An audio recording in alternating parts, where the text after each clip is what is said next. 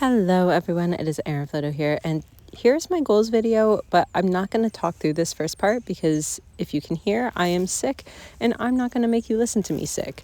So if you want to hear me talk through everything and you don't want to listen to the festive music I'm about to play, go ahead and speed up to the 5:20 mark and you'll be able to hear me talk through everything pre-sickness.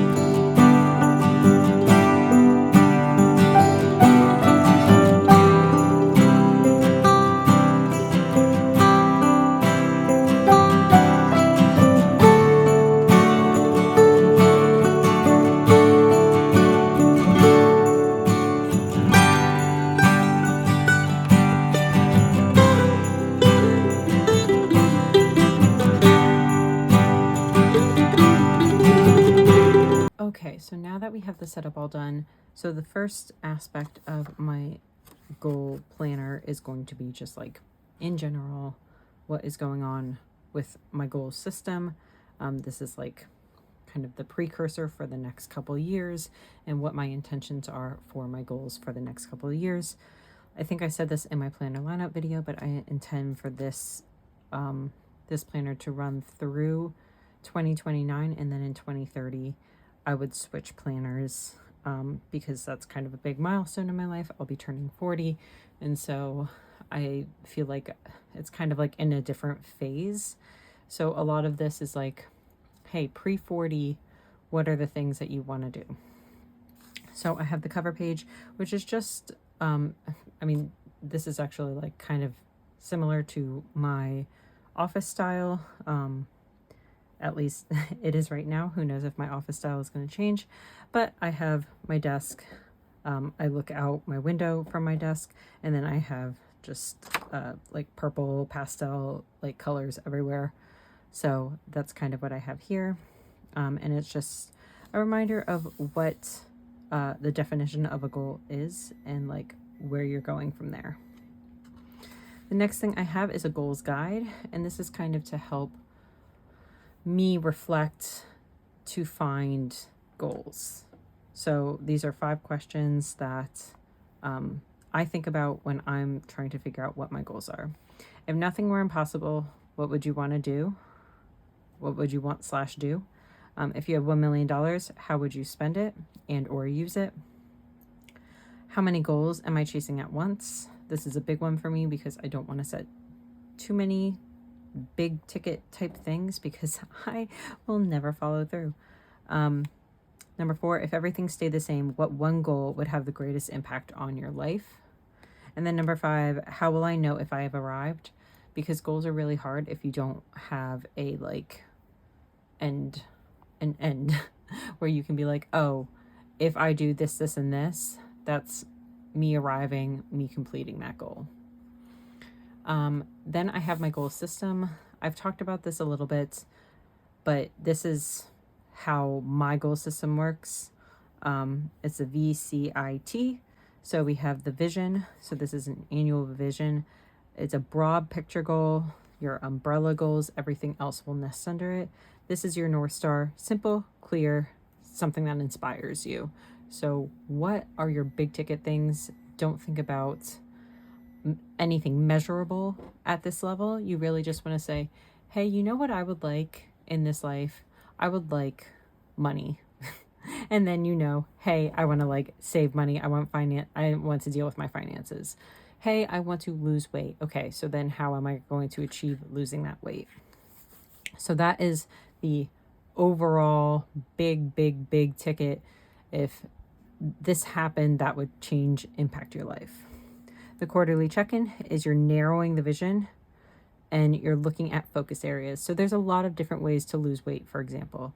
So pick an area and then focus on that for 3 months and try to build those habits. So you're making your big goals doable by breaking them down into a very specific area. Monthly intentions is turning that focus area into something that you have targetable, actionable steps. So, for example, this is your roadmap to build your routines to support your vision. This is, okay, if my vision is losing weight, if my check-in is strength training, then my monthly intention is I'm going to strength train X days per week. So this is setting measurable things that you can track. And then the last step in the system is doing the actual daily tracking, because you don't know if you've achieved something unless you are tracking it. So this is the heart of building a habit, and that is how this goal system is all meant to be around is, hey, this is the habit, this is the end goal for this particular thing. This is sometimes not related to habits themselves, but to have something holding you accountable and that it's connected to your vision. So if you are preparing for one event, say 3 months from now, but it's not like, oh, I'm going to be doing it beyond this, then you can track it just for that 3 months, but it's holding you accountable for completing that within that 3 months. So that's the goal system that I have for the next 4 years. Hopefully it stays, because I do really, really like how I've set this up. This is my own system, no one else's. This is how my brain thinks and operates, and maybe it is how your brain thinks and operates as well.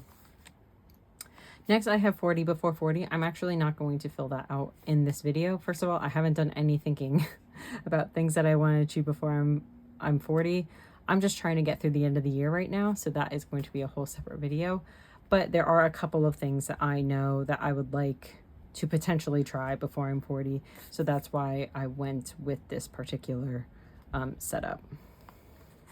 And then I saved some pages just in case. I am big about saving pages. And then we move into 2026. So we have 2026 goals, just a cover page. That way I can differentiate, know, hey, we've arrived in this year, because I am doing 4 years worth. So the first is the annual vision. So I'm breaking this down into 4 areas of my life. I have physical health, and my annual vision is to lose weight and feel better in my clothing. Number 2 is finances, to build a savings in retirement. Obviously, this is longer than just an annual goal, but this is something that I would like to focus on in 2026. For business, I have be consistent and build consistent branding. It's something that I truly, truly struggle with, because I get really excited about a lot, but I would like to have something consistent going on, whether that be posting consistently, having a consistent brand. I'm going to kind of explore that in 2026. And then I have home and organization. This one's funny, because like, this is why I have the annual vision, because it's like, how do I explain this? But it's less chaos and everything has a spot.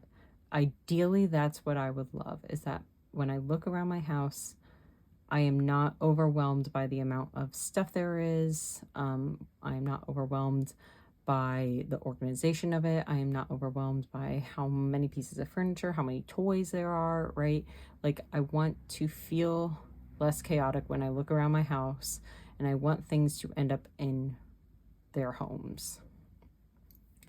So, quarterly check-in. We have, for physical health, eat healthy consistently. So last quarter, I was focusing on strength training. This quarter, I am focusing on eating healthy. And I have been doing that for quite a while. We have been eating healthier alternatives for a long time. But the point of this particular focus is to really hone in on the day-to-day, like meal planning and building a consistent routine. That way I don't feel like I need to, that I'm craving, because I'm big on sweets, so that I'm not craving sweets. I would like to find something that really meets the moment, and that I'm not just like trying to come up with food out of thin air, come out with meals out of thin air. I want to build something that's consistent. Finances is find our new budget. We have a lot of big changes in 2026 when it comes to finances, not only because everything is more expensive, healthcare is more expensive, but also we have a new big expense in the form of daycare coming up soon. So we need to find something that's how to fit this into our new budget. So we're working on that over the next 3 months to find what our sweet spot is, where we can save money and where we can flex a little bit more money. And then we're going to act like we have our daycare bill coming out already and use that to help rebuild our savings and retirement. So business is posting short and long form consistently. And I'll get to this eventually, but I think I'm going to set a certain number of short form videos per week and 1 long form video per week. That is, the 1 long form has always been my schedule, and I've not been great at it. So I would like to, again, make that more consistent. And then home and organization is baby proofing the house. Part of baby proofing is also finding places for things, because then he can't get to them. So those are the big things for this quarter coming up. And then when I start setting up for my months, I'm going to dive into what I am doing monthly to meet all of those. And those are the actionable steps. So I'm coming up with, hey, this for this many days in this month. So that is going to be for my monthlies. So that is my goals, my goal system. And then going into 2026, what I am thinking of in terms of my own big ticket items that I really want to focus on in 2026. So thank you so much for joining me. Let me know in the comments down below, what are your big ticket items? I would love to know what types of resolutions you have. What are you focused on for yourself? And hopefully we can all hold each other accountable. So thank you so much for joining me, and I will see you next time. Bye, everyone.